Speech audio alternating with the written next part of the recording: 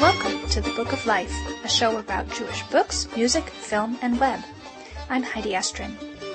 The Book of Life is a podcast service of the Feldman Library at Congregation B'nai Israel in Boca Raton, Florida.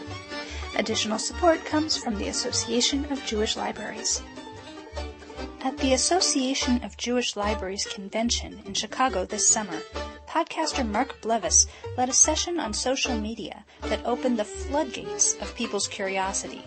Convention attendees wanted to learn more about social media, what it is, what it means to participate, and how to get started. As a continuation of that conversation, the Book of Life is offering a series of podcast episodes called Why Be Social? This is Why Be Social Part 1. At breakfast the morning after the social media session at the convention, we had a wide-ranging discussion about the role of technology in our lives. It was surely the most interesting breakfast conversation I've ever had, and a great way to start our exploration of social media.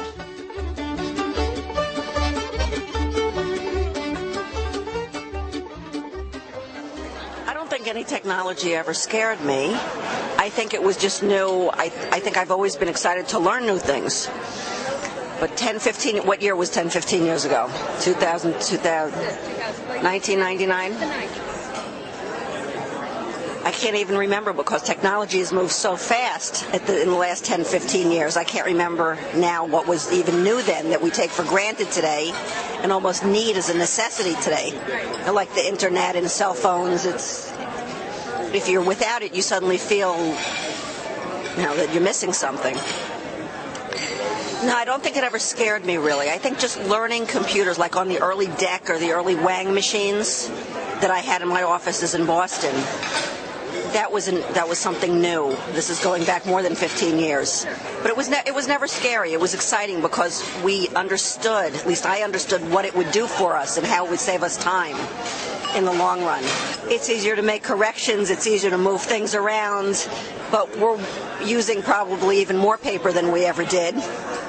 Because the printer jams and it just seems to keep kicking out more and more paper. Maybe we spend more time on our terminals making corrections that we might not have made otherwise, certainly not with the typewriter. You do it, you correct it. So I don't think their original assessments of what computers would do was necessarily so accurate. Is it recording?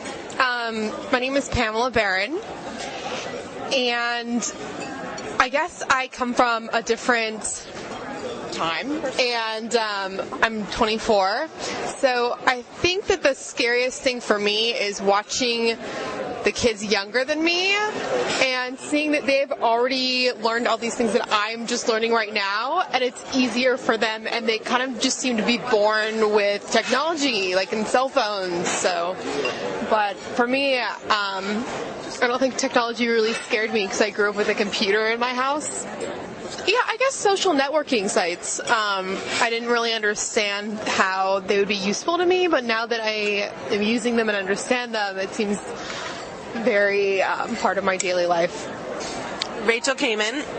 My employer gave all of the department heads a Palm Pilot that we were quote-unquote required to use, and I was so resistant because I was a total Franklin Planner girl, and I maintained the Palm Pilot and the Franklin Planner for a period of time because I was so resistant to the Palm Pilot and didn't trust that it could really truly replace the Franklin Planner. And now I would never go back to a paper planner. I've been using a Palm Pilot or an equivalent device just to maintain calendar, contacts, task list, since, I don't know, early 2000s. I thought of something too. Okay. Nechama Kuttner, Beechwood, Ohio. I recently won an iPod Touch at a Chinese auction, which my daughter wanted me to put in for. I had no idea what an iPod Touch could do, although I was familiar with the name and that it was very well known and they were very much in demand. I took it home, could not figure out for the life of me what to do with this little box. So my teenage niece and nephew had to show me. It didn't take them very long to show me, and once they did, it was really quite easy to figure out and to manipulate. But I would say I was certainly intimidated by this little thing no bigger than the size of my palm initially. When you receive some of this technology, the instructions are not always so clear, and so much information about these things is available online. It didn't even occur to me to sit on my computer and learn how to use this. I was still looking for big paper instruction booklets like the old days. It doesn't happen anymore. Jolie Barron, and there's two things I think is really behind the times, because when I first started working in the library, I have a teaching credential, but I never went to library school, so I had to learn how to catalog the books, and that was so intimidating to me. And the librarian that taught me had a laptop. I didn't even know how to turn on a laptop, and I had to write down everything. That you turn on the green button, you hold it down, and I thought it was so intimidating to me. The laptop. I don't know why everybody has them. They carry them around, but to me, I never had one. I can use a regular computer, fine, but I was so proud of myself. Now I can use a laptop, so that was a big deal. And then I also got my first digital camera this year, which is really exciting. I don't know how to use it that well. I have to ask my son all the time. But it's really exciting to be able to sit in my backyard, and I like to watch the birds, and I take pictures of them, and then I can show people, and it's just really exciting. But it makes you wonder why you resist so much. So something new, it's just scary. I don't know if it's my age or just because, to that, my kids, the kids are just amazing. What they can do, and my son solves everything with my camera. He plugs it into he has no patience though. He plugs it in and he does it for me, but I want to learn how to do it. So anyway, that's my story. Anybody else? Hi, my name is Rena Fruchter from Rockville, Maryland. And with me, I don't want to talk about the fear factor, which there is. Fear in terms of I have to learn this skill because it allows me to deal in a workplace. But I want to talk more about it's actually a bit of a sadness, because by original training, I'm a visual artist and I'm a theater person, and it's something about the space that technology seems to need to take in my life. Even sitting here at the conference, I wend my way in and out and find the people who don't have technology overwhelming their lives. They're not about the catalog. They're still about the programming in a library. They're still about, and I'm really not dissing it.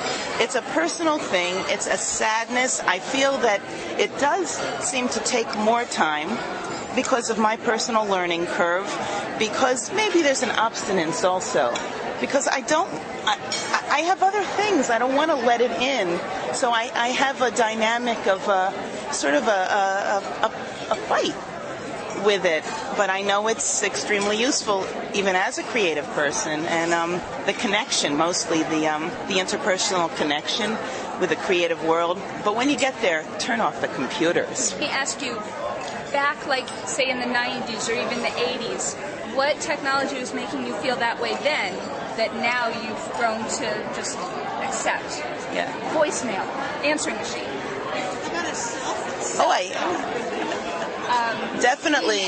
Yeah, all of these things that speeded up processes. As an art facilitator, an art educator, all of that seems to be about combating the rush factor and students getting to product faster. I think it's more about we want our students as Jewish educators, to slow down, to observe, to make time for things. And it's not so much only about the product, but the process and the getting there. And in as much as that gets you from A to B faster, I don't like it. Going off of that topic, I also really think that a lot of the kids, especially in the art field, a lot of the kids that I see that are younger than me, like the freshmen that come in, they don't really know how to paint, but they know how to use painting computer programs. And it's very weird and for me to see that. And maybe that's the thing that I'm really afraid of, is all of these painting programs on the computer, and the people that are losing the ability to actually just paint in real life. And what does that mean? Hi, I'm Anna Levine, and I live in Israel. And when I'm not writing, I teach. And exactly what you were saying about this communication, a lot of times at the end of class, if there's an extra 5 or 10 minutes and I finish what I'm doing, I say, okay, you guys can relax. And I've always done this. And they usually turn to each other and start talking to each other. Now what they do is they pull out their cell phones or whatever, and they're texting. And I say to them, but you're sitting, what are you doing? I'm talking to a friend, and I say, but you're sitting next to someone. Turn and talk to them. And they look at me and they laugh at me as if I'm being funny. So this total alienation, that's what's really scary for me more than anything. I mean, it wasn't in the 90s when cell phones came out. We used to just use them very practically. And in Israel, cell phones, you just can't live without them because you have to know where everyone is all the time. So I would not give that up for anything. On the other hand, that interpersonal communication is just fading away, and that's what scares me more than anything. The face-to-face interpersonal communication. There's more virtual communication. There's virtual communication, yes. But it's not the same thing. Essential is that the gestalt of communication. Isn't it body language? And aren't there multiple intelligence communicators with vision and different and direct audio? And there's no question that when I talk to my kids on the phone, I stumble my way through it sometimes because I rely on everything. So do you? I sort of am hearing this fear that it's going to take over the world and take over our life and there'll be nothing left. Like, is that why people resist technology? Because there's certain technologies that obviously have made life better, like the cell phone. You can know where people are and know that they're safe, and that's much better for us. So we wouldn't want to resist that, but at some level people seem to think, if I let the cell phone in, what's next? Is that what's going on, do you think? Everything has to be controlled. As someone who observes Shabbat, you know how the day changes before technology. When you put things away, you know when to stop things. As a person who's been on Weight Watchers, you know when to stop, when to cut things off. So I think what we're looking at is, as a Jewish educator, a very Jewish concept. This is a fantastic tool. In Hashem's world, this was created. Now, how do I use it appropriately, halachically, socially appropripriately, so that I can continue tikkun olam? How does it help build the world, and how does it destroy? I love this. So this is, it's almost like, a hammer is a tool that's been around for eons. But you could use it for good or for evil. You could build a house, or you could hit somebody over the head. So it's the same thing as what you're saying. These new digital technologies are tools, and you could use them well, or you could use them poorly. We have to understand what it means to have holy space, what it means to have holy human interaction, and then we have to decide how this contributes to that and how it takes away. Good answers. Yeah. Did you have something you were about to say? No, I just thought that was a beautiful answer. It was a beautiful answer. It's only really in this interaction at this table, seeing your faces here, that I am fed to come up with that.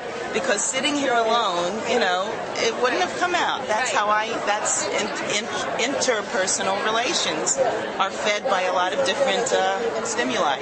Okay. So this conversation is sort of validating both things. It's validating interpersonal communications, and at the same time we're kind of validating the need for technologies that help us improve our lives as long as we use them the right way. Yeah. Okay. I like the way she said we use them halachically. Yeah. I love that, yeah. Using digital technologies halachically. Well, that's the stretch of the word halacha, Halacha from the word to walk, I was thinking about early computers and instant messaging, which a lot of people use. If you're halfway across the world and phones are expensive, instant messaging can be a marvelous tool to stay in touch, assuming you don't have Skype and these other things. But if you're talking to somebody fairly locally, there's no reason not to hang up the computer and pick up the phone. Why are you sitting there typing I am? Hang up the computer. But you just said you stop using this technology and you start using that technology that has been around longer and feels more ingrained and natural. No, but you didn't say, and you go to their house and knock on their door and talk to them. No. not even that locally. Let's say I'm in Cleveland and I have a friend in New York. And she sees me online and she instant messages me. Why don't we, and we didn't do this for the longest time, and I don't know why. We're so used to clicking away on the keyboard. One of us should have said, let's get off this thing and let's pick up the phone. I have free long distance, so does she. It doesn't cost us a dime, and we can actually talk to each other. But what's the difference? Because you could just as well get onto the video Skype and see each other and talk to each other as if you had done this. They are different formats, but even, say, with Skype, at least when I've been using it, I wouldn't say that it's necessarily so clear or it streams properly at all times, especially during the time of day that you're using it. And I don't necessarily need to see the person, but a conversation, it doesn't have to be face-to-face, but a conversation, say, over the phone will flow much more clearly and much more quickly because it's verbal communication. And to me, verbal communication, such as what we're doing, true, but I don't necessarily need to see the person, but typing, it takes 10 times longer. And I think that's my point. Because Skype, you're still dealing with the oral. I don't have as big a problem with using Skype as I would with just sitting on the computer and just like texting on a phone. I think it's such a huge waste of time. I don't do it. It's silly. Unless there's an emergency and I have to let somebody know and I'm, say, at the conference and I can't pick up the phone and call somebody. Then texting's great. But as a regular thing, like when I was teaching, the girls are all texting in their desks, in the desks. I've talked about the difference of IMing and calling people on the phone with my friends, and there's still some really good friends of mine that I would rather IM versus talk on the phone, and it's for different reasons. I feel like that when you IM somebody, you're just maybe trying to make them laugh, or they're just it's more flirty, and I guess it's more, phone calls are more serious and long drawn out, and they're just used for different social things. So you found different uses for them. And Yes. That's probably true for everybody, is that it depends on what they want to say and how they want to say it. So for you, IM is like you're just sort of poking somebody like, hey, and you just want to whisper one thing to them. Yeah. But the phone is like you have a real conversation. Yes, and it's also like you would IM people that maybe you're not very close with, but you just want to say hi to reestablish that you know each other. It is a lot more distant. Okay. Yeah. But I don't know. I've talked about with a lot of the different people of my generation. So. Okay. Well, it makes sense because, like, even before, when there weren't as many choices, we had choices. We could go knock on the door and talk to them in person. We could write a letter on paper and send it. We could call them on the telephone. And even when those were the only choices, we still had, you had to decide which one was appropriate depending on what kind of conversation you wanted to have with them. It's just now there's additional choices. So, yeah. Susan, you have anything you want to talk about? I think of technology as it's like driving a car. I don't have to understand how it happens. I just have to know what to do, and all I know is how to do certain things. Other things I don't know how to do. I could learn them, but I haven't yet. That's a good analogy. Yeah. Most of us, especially like in this room dominated by women, right. Most of us don't know how a car works. Right. We just know how to right. use it. And that's right. And I don't think you don't have to have a deep knowledge in order to use technology. But of all the things that have been, and I find it very useful, and I use it. But of all the things that were said, I found a lot of things really interesting, but actually I thought what Rena said about having boundaries and using technology appropriately, I think, and integrating that thought as making technology Jewish, was appealing to me. Because technology can get out of hand. I don't think what we're talking about has, but... I think there's this widespread fear of technology getting out of hand, as you put it. What makes it get out of hand? How does that happen? I don't think there's anything about this technology that, it does get out of hand in the sense that for me... What makes that happen? I'm addicted to the internet and email. I check my email about 50 times a day. That's not healthy. And I spend a lot of time reading the New York Times online, that I could be living my life. And I think that's not such a good thing. That's one way that Reading it in paper format, would you say the same thing? Probably, yeah, but this enables me because I never got the New York Times, and I would never get the New York Times. But it's right in front of me because my son put it on my homepage, and now every time I sit down at the computer, I see the New York Times.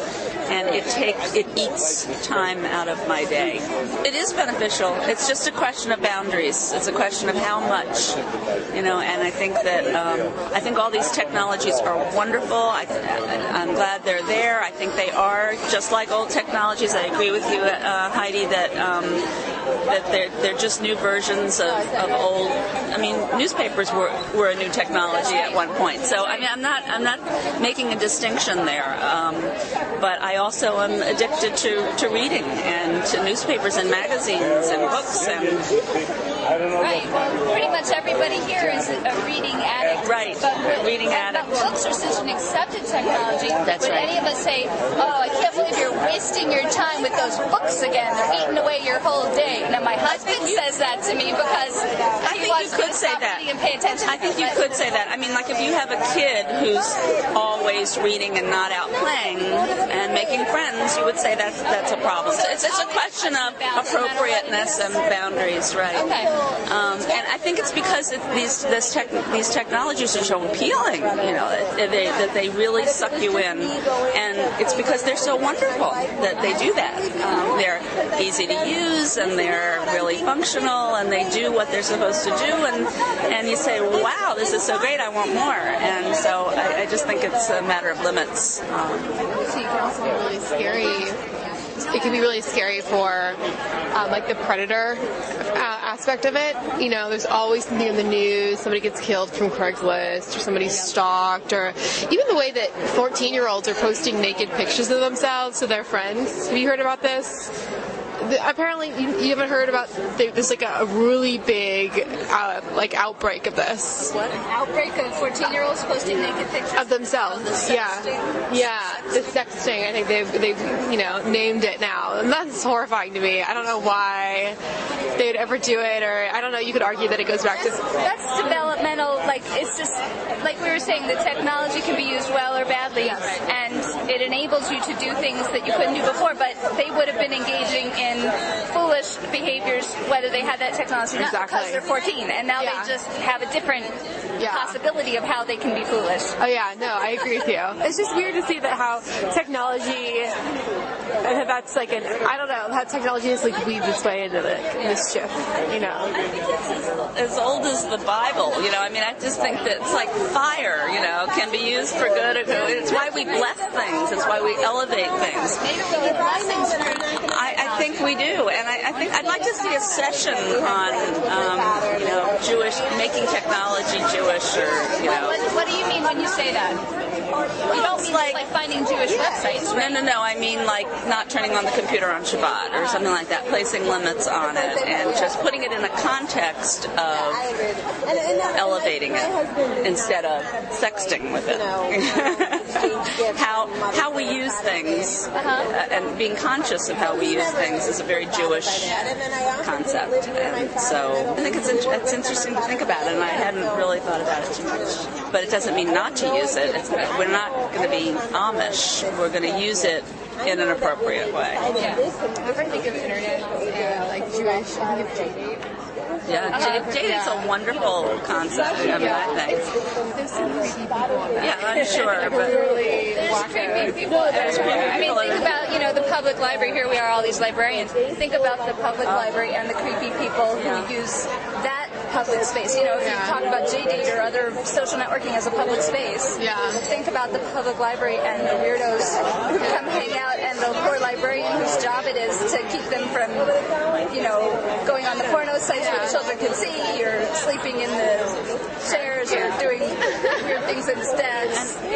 I'm not into texting or some of the more sophisticated things, although I do Skype, but just in terms of email, I mean, I think it's such a wonderful thing for keeping in touch with friends around the world. It accomplishes a very positive goal. In addition to all the economic reasons for having, computers and email. I think that it's made, obviously made such a huge difference in our country's productivity and sustainability of our economy until recently. But it will continue, I'm sure, and I just think it's a very, very positive thing. Anything else before I turn it off? I enjoy meeting you. I enjoy meeting you too. Face to face. That's right, face to face. Because we already are Facebooked. That's right. So, but this is very different. Very different. Yes. That's a good point, because, this is the first convention since I joined Facebook. And so a ton of people here I'm Facebook friends with. And some of them are more active on Facebook than others. So some of them I feel like I've heard from them recently, and now we're here together. And others, it's like, I know they're on Facebook, but they never really say that much. But because I've been in touch with people, I don't feel like it's been a whole year since we got together. I feel like we've chatted, and now suddenly they turn 3D. Here they are in full living color. It is very different, but it's nice to not have had them be completely absent from my life during the rest of the year. And when you met people and face to face, were you sometimes jarred by what you because I'm used to just a quick little repartee of a post, and suddenly we're having a whole conversation. What's that about? So that does feel sort of different. Yeah, it's a whole different mode of communication, but I like them each for their different purposes.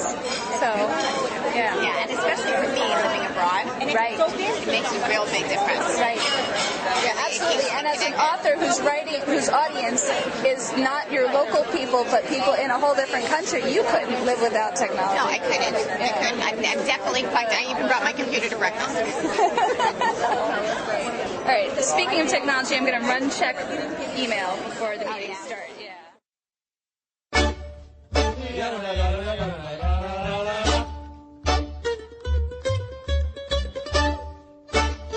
There are so many ways to connect with the Book of Life. Fan us at facebook.com/bookoflifepodcast.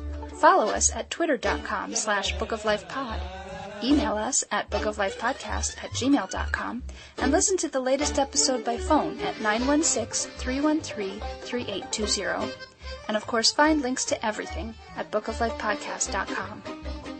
The Book of Life is a podcast service of the Feldman Library at Congregation B'nai Israel in Boca Raton, Florida at cbiboca.org and is supported in part by the Association of Jewish Libraries at jewishlibraries.org.